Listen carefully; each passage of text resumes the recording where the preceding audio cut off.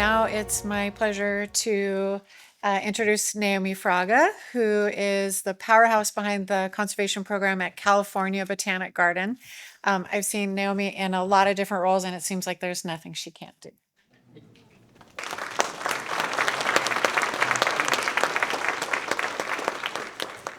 Hello, everyone. I want to thank Denise and Heather and the Santa Barbara Botanic Garden for the invitation, and I want to thank and congratulate Peggy. Your vibrancy is inspirational. You have been a personal inspiration to me, and I have a lot of gratitude for your leadership, so thank you. So I would like to tell you today about where I come from, the California Botanic Garden.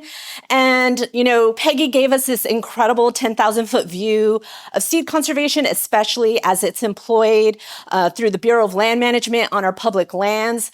And I'm going to take more of we're going to zoom in to some of these specific projects and see how this gets rolled out on the landscape through the programs of the California Botanic Garden, from field to the freezers in our conservation seed bank. So I'd like to tell you a little bit about where I come from. I would like to say that the California Botanic Garden and the Santa Barbara Botanic Garden are very much sister institutions. We share a mission to conserve our California native plants. We were founded within 1 year of one another, so it's really phenomenal. And we collaborate on a lot of projects. And so it's very complementary, and we find strength in partnership. Our founder, her name was Susanna Bixby Bryant, and she really laid forth our mission. In the charter to establish the garden, these are Susanna's words that established our purpose, which was to preserve the native California flora, to try to replenish the depleted supply of some of the rarest plants, which are rapidly being exterminated. So this is Susanna's quote from the turn of the century, from the 19th to the 20th century. We had a lot more habitat intact back then, but there was something happening, and that was the rapid urbanization of Southern California into the megacity of Los Angeles. And Susanna saw this happening in the landscape and understood that there was much we needed to do to ensure that we had a future for California native plants. And so I'm really proud to be able to carry forward Susanna's mission. And we do this through our collections. The Botanic Garden has these exceptional collections that allow us we can harness these resources towards plant conservation through these public-private partnerships, working with our federal agency partners, working with other botanic gardens to be a network in support of California native plants. So at the garden, we have a herbarium, which is a museum of dried plant specimens of over 1.2 million specimens. We're the largest in Southern California and the third largest in the state. Today, I'll be talking to you about our California Seed Bank, which is the largest seed bank dedicated to California native plants. And we have 86 acres that support a living collection that is an incredible living garden that can inspire people to connect with native plants, as Peggy explained from her personal connection to her private garden. And then we have a 1-acre nursery facility that allows us to propagate plants for restoration. And all this is situated within the megacity of Los Angeles. We're in eastern Los Angeles County. It's a huge urban area of over 18.5 million people across over 200,000 acres. And so across this we have this great challenge, right, of expanding urbanization, but this also presents an opportunity to engage with 18.5 million people. That's a tremendous opportunity.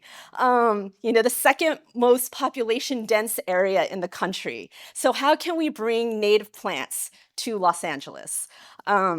And the California Seed Bank is this important reservoir, this important resource for the state to ensure that California native plants have a future. It looks like a modest building, and within this building are 7 chest freezers that hold billions and billions of seed. It's a truly phenomenal resource. So we have the California Seed Bank, established in 1984. The primary goal of initially establishing the seed bank was really to support the living collection. It was mostly held, we would have horticulturalists who would go out to wild populations, collect seed that then would be propagated to create a living garden. And we needed a way to save those seeds.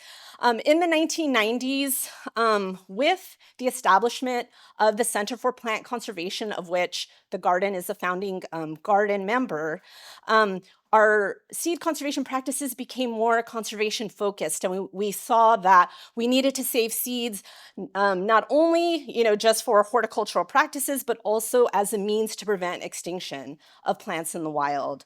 And so the goal of our seed collection is really to be a living collection of the great diversity of California.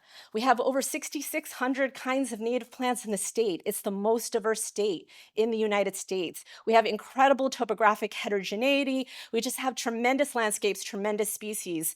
And while not all of these species can be saved in a seed bank setting, many of them can. So we have over 6,000 collections currently that represent almost 2,400 different kinds of plants.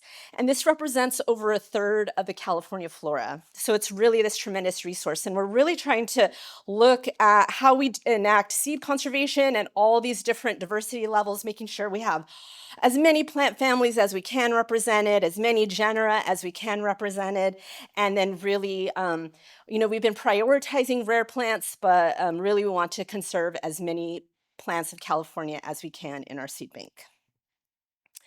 So the leadership at the California Seed Bank, really, I want to acknowledge Michael Wall, who led our efforts from 1995 to 2012. And he was an important mentor to me. He taught me about seed conservation and seed collecting practices, and really developed the know-how for processing seeds, storing seeds, and really created the general work operation and pipeline in our modern day seed bank. And Cheryl Berker, who is our current seed conservation program manager now, she's pictured here. She is carrying the torch and running with it and doing tremendous work to bring us up to modern day standards, where we have expanded our freezer storage. We now have 7 chest freezers filled with billions and billions of seeds. We've really modernized our power backup system because we recognize we're holding incredible treasures that we need to enhance their security, both in terms of power, but also in terms of fire safety. And we have lots of new and improved equipment to just really help us care for this really important collection. And so now I'd like to transition a little bit into some of these specific projects. How do we get the seeds into the California Seed Bank? And so we go up and down in California. We have projects taking place all across the state. And I want to highlight these 4 projects, which represent diverse habitats. We're going from the highest point in California down to the lowest at Badwater Basin and Death Valley National Park. We're in chaparral shrublands. We're in desert ecosystems. We're in wetlands. We're in alpine. And so these projects just share a little bit about the kind of work that we're doing at the California Seed Bank. So I want to start with our Alpine Seed Conservation Project, which is a fairly new project for us. We got some seed money from Botanic Gardens Conservation International. They have a grant opportunity that allows Botanic Gardens to partner with the U.S. Forest Service. And our partner, Scott Eliason at the Pacific Southwest region, had a project idea and asked if we'd partner with him on this. And so we put together this proposal to conduct a gap analysis of seed collections that are available for plants that occur in these alpine zones. So as you remember, alpine are these very sensitive habitats above tree line. They're particularly sensitive to climate change. And they're also incredibly difficult to acquire seed collections for. These are remote and rugged habitats, very difficult to access, really hard to just monitor the progress, how are fruits developing. Getting out there is quite a chore. And so, our botanists have to be really ready and able to get out there. And so the first task in this project was really just even to identify what are the rare plants that occur in alpine zones. What are the rare plants that are mostly endemic or primarily restricted to alpine zones? And what are species that occur in alpine zones, but maybe they also occur in other habitats? So that was our first step. Then we are looking at, well, how many of them are seed banked and what are our priority species so we can, make sure we can streamline the collection process. This is sky pilot Polemonium chartaceum, which occurs on White Mountains, in the White Mountains. And so far, what we have, we're finishing up that gap analysis, and we've identified, and this is an analysis that's taking place both in California and in Western Nevada on Forest Service lands. So we've identified 159 rare plant species that are occurring in these alpine zones. 32 of them are limited to alpine zones. So that seems like a reasonable number. Like, okay, we can deal with 32 kinds of plants to collect their seeds. But remember, it is a challenge to get there. It's difficult, it's rugged. And about half of them have some amount of collection presence. So right now, what we're doing is we're kind of streamlining and figuring out what are our target species, and we're going to get out there and collect this year. But just to show the urgency of the situation, we have two photographs here from 1988. We have Jim Moorfield, who was a botanist of state botanist in Nevada and now retired, but he's also an expert of the flora of the White Mountains. So here he is standing on this rock in 1988 in a very delicate meadow that supported a rare plant species called Draba monoensis. And then in 2023, our botanist who's leading this project, Maria Jesus, at the same exact location, and you can see how dramatically this habitat has dried and did not locate Draba monoensis. So we are fortunate this plant is still extant, but it just sort of brings to light the urgency of the situation with climate change that, you know, this project needed to be done yesterday. So here we go, and we have to, the gap analysis is really going to help us streamline and prepare. So we were at the highest, and now we're moving down to the lowest, to the Amargosa River Basin. This is a place that's very near and dear to my heart, where I conduct a lot of my research. It's an incredible desert oasis. Just like within the hottest, driest place in North America exists these lush meadows, and that seems like rather crazy. Like, where does the water come from? But there are these extensive groundwater basins in this region that the precipitation, when the snow was falling and the rain was happening, this was happening during the last ice age. And it filled these extensive groundwater basins for which this groundwater is still present today.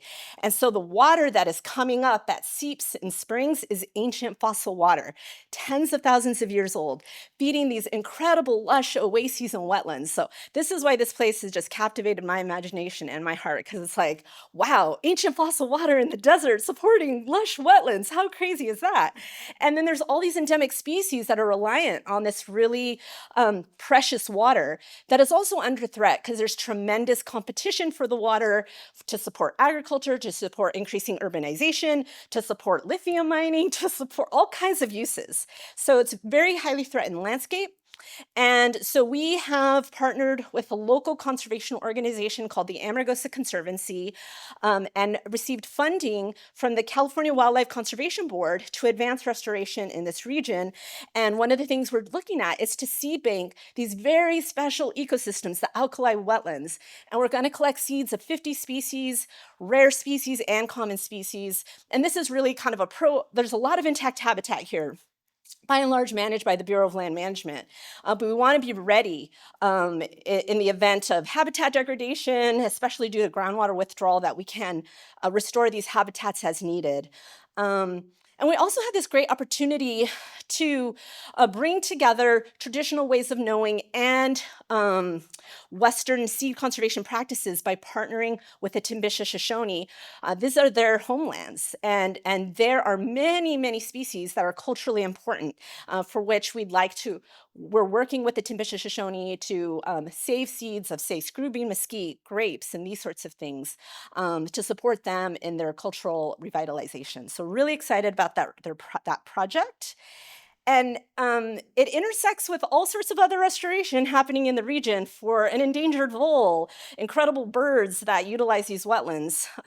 So we're working with lots of diverse partners to advance restoration in this area. So now moving closer to home, I'd like to highlight a project focusing on chaparral shrublands, especially in fire-affected areas. So we know in early January, firestorms rained down on Southern California in Los Angeles, and it's been pretty devastating. And Peggy talked about the altered fire regimes that we're experiencing. So what we have in chaparral is we have a decrease in the time intervals, between fire events. So that means we have increased fire frequency in Southern California, and our shrubs and all of our plants that are so adapted and so resilient to fire do not have time, the sufficient time to like put seeds back in the soil seed bank to recover from the last fire before they burn again. So it's really causing degradation in certain areas that are seeing too frequent fire. So we've been working on chaparral restoration, collecting seeds of these important chaparral species in partnership with the Angeles National Forest, Tree People, and the National Forest Foundation and the National Fish and Wildlife Foundation. And so you have these chaparral shrublands, which we're experiencing what we call type conversion, where these shrublands have been modified and now primarily dominated by grasses and mustards. And so we're trying all these different restoration techniques to hopefully restore back to more intact native ecosystems. And this is only going to become more and more important as we're seeing increased fire happen in our Southern California landscapes. And just we're really glad to be a part of this work to help restore these systems. And finally, I would like to highlight a rare plant project because rare plants are also very near and dear to my heart. I consider myself a rare plant, a rare plant lover. So this is a project where we're, the garden, we conduct conservation from all these different angles. We're doing botanical inventory and monitoring. We have a molecular lab where we can do conservation genetic research, and we can bring that all together, and how does that complement our seed conservation efforts? And this is a project that brings together genetic research with seed conservation. And so the Pearson's milkvetch is Astragalus magladani variety Pearsonii. It is federally threatened and occurs in the United States entirely on lands managed by the Bureau of Land Management. It occurs on these incredible sand dunes that are highly threatened because it also happens to be co-managed as an open off-highway vehicle area. So, and it's not just a few dune buggies here and there.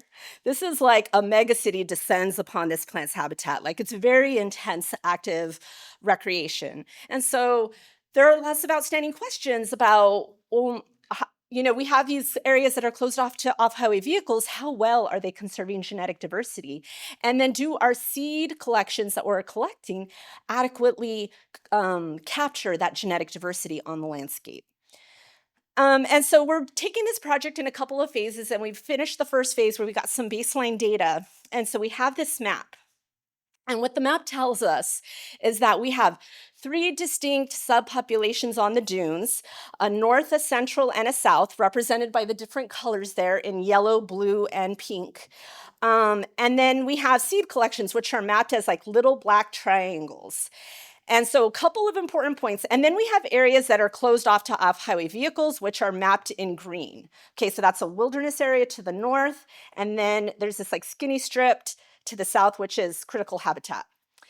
What we find is that there's a central population for which there is no land protection. It's an open off-highway vehicle area, and it also happens to be the most genetically diverse subpopulation. We also have no seed collections for that subpopulation. So that is like the low-hanging fruit for us to go and to be able to acquire more genetic diversity. And so that's our next phase of the project, is to collect seeds from that central subpopulation. And then also the next phase, we want to examine genetic diversity of our seed holdings that are offsite in our California seed bank. Does what we have in the seed bank represent the genetic diversity that's present within the population? So we're able to integrate these two avenues of conservation work to complement each other. And so we're really excited about that. And finally, I'd like to talk a little bit about communication. So this is also the Carrizo Plain, which is one of our special super bloom areas. And in 2023, we had an incredible super bloom happening in the state of California. And all eyes descended on the wildflowers. And so we had a tremendous opportunity to communicate about the importance of California native plants, not only for their beauty and just their sheer magical qualities, but just their overall importance to conservation of ecosystems. And what happens like flower to seed, like the seed component is like a very important part of the super bloom, right? There were issues with trampling of these wildflower fields, and a lot of the communication surrounded, focusing on, what do these flowers represent? They are the future seeds that create the future generations of these plant populations. So I think when we have these extraordinary events that highlight an opportunity to discuss California plants, we could always bring it back to seed and the wonder and magic of seed and why they are so important and how they represent our future. And so last year in Death Valley, I had the opportunity, we had a mini super bloom happening in Death Valley, primarily of desert gold, Jurea canescens. And I had the opportunity to speak with Reese Thibault of the Washington Post, and we were talking a little bit about climate grief and sort of, I always get, I don't know, I feel like I should only feel happy in the time of a super bloom, but I get a lot of anxiety and worry thinking about when am I ever going to feel this again or experience abundance like this? Will I ever see it again? And so I was explaining that. But Reese brought it back around, and he, kind of encapsulated how seeds represent this hope. That he said I could collect seeds, like literal seeds, right? But also spiritually, to prepare for the hard times that will inevitably return. But that's really what seeds provide, is this opportunity to literally capture the future hope of ecosystems. And so I want to kind of end with this quote, which the Dana Goodyear, like the author intended, like this quote is about flowers, but I'm like, this is a quote about seeds. And it says, seeds are like stars, and they are the past made visible. They are also a vision of the future, a prediction, a promise of what will happen when it rains again. And that is how I feel about seeds. And so with that, I thank you.